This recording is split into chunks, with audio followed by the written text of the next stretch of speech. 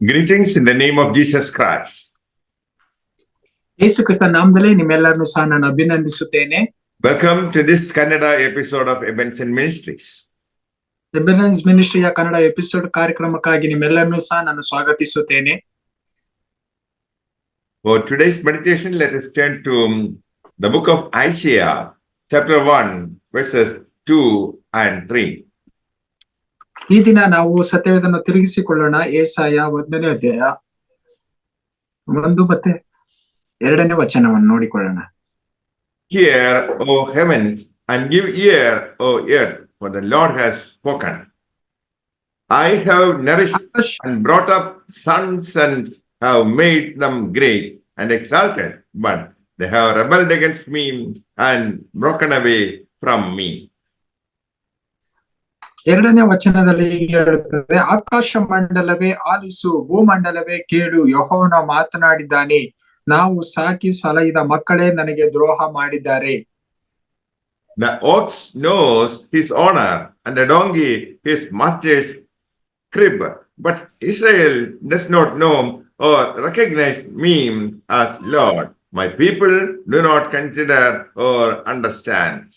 ಎತ್ತು ಯಜಮಾನನನ್ನು, ಕತ್ತೆ ಒಡೆಯನ ಕೊಟ್ಟಿಗೆಯ ಗೋದಲಿಯನ್ನು ತಿಳಿದಿರುವವೋ, ಇಸ್ರೇಲ್ ಜನರಿಗೂ ತಿಳುವಳಿಕೆ ಇಲ್ಲ, ನನ್ನ ಪ್ರಜೆಯು ಆಲೋಚಿಸುವುದಿಲ್ಲ.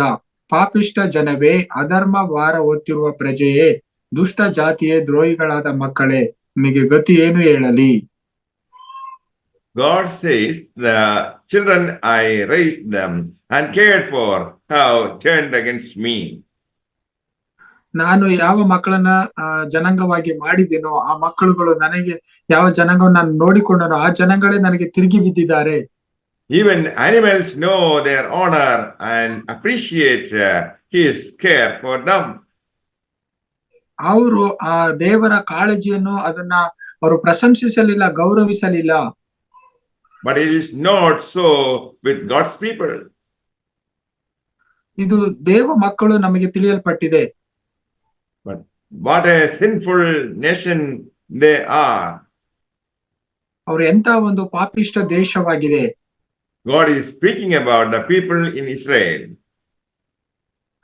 ಇಲ್ಲಿ ಇಸ್ರೇಲ್ ಮಕ್ಕಳುಗಳಿಗೆ ದೇವರು ಮಾತನಾಡ್ತಿದ್ದಾನೆ. Isaiah accuses Judah of ingratitude. ಯಹೂದ ಕುಲವು ಸಹ ದೇವರಿಗೆ ಕೃತಜ್ಞತೆ ಇಲ್ಲದಂತಾಗಿದೆ. The ox and the ass are wiser than Judah, for each of them dutifully knows and serves its master. So ಎತ್ತು ಕತ್ತೆಗಳು ಸಹ ಅವು ಯಜಮಾನರ ಕೆಳಗಡೆ ಚೆನ್ನಾಗಿ ಕೆಲಸ ಮಾಡ್ತವೆ. ಆದ್ರೆ ಯಹೂದ ಜನಗಳಾದ್ರೂ ಸಹ ದೇವರ ಒಂದು ಕೆಲಸವನ್ನು ಮಾಡದಲ್ಲೇ ಇರುವಂತರಾಗಿದ್ದಾರೆ. But Judah obstinately chose to rebel against its master.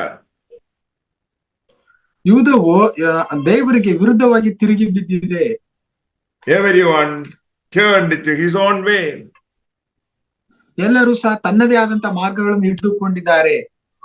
Genesis chapter 17 verse 1.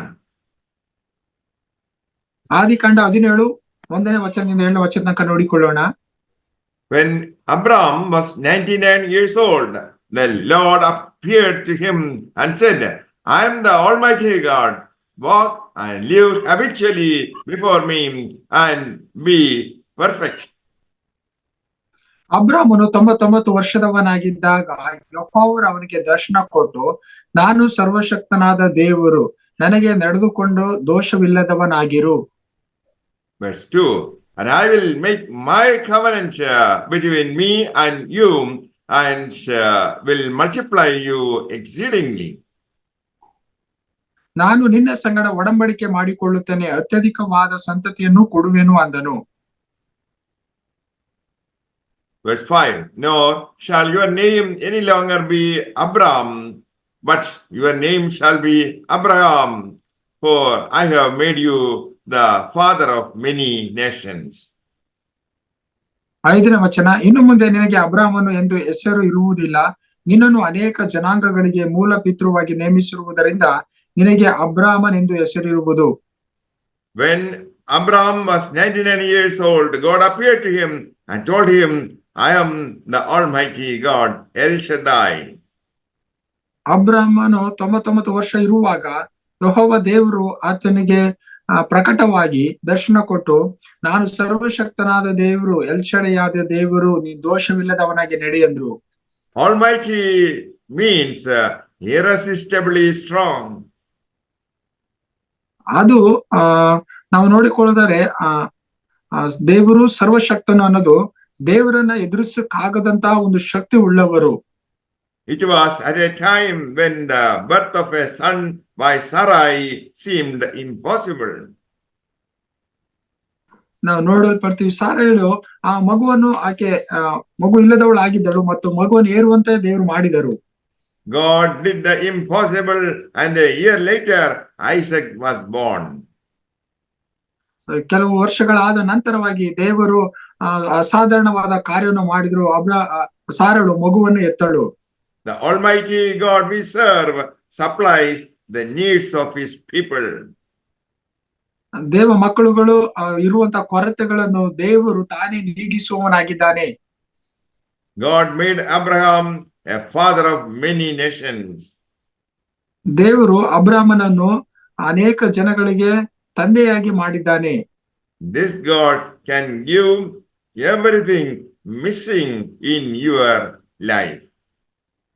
ನಮ್ಮ ಜೀವಿತದಲ್ಲಿ ಏನೆಲ್ಲ ನಾವು ಕಳ್ಕೊಂಡಂತ ಸ್ಥಿತಿಲಿ ಇದೀವೋ ಅವನ್ನೆಲ್ಲವನ್ನು ದೇವರು ತಿರುಗಿಸಿ ಕೊಡುವಕ್ಕೆ ಶಕ್ತನಾಗಿದ್ದಾನೆ. May the Lord bless you all with these words. Amen. ಈ ವಚನ ಮೂಲಕ ಕರ್ತ ನಿಮ್ಮನ್ನು ಆಶೀರ್ವದಿಸಲಿ. ಆಮೆನ್.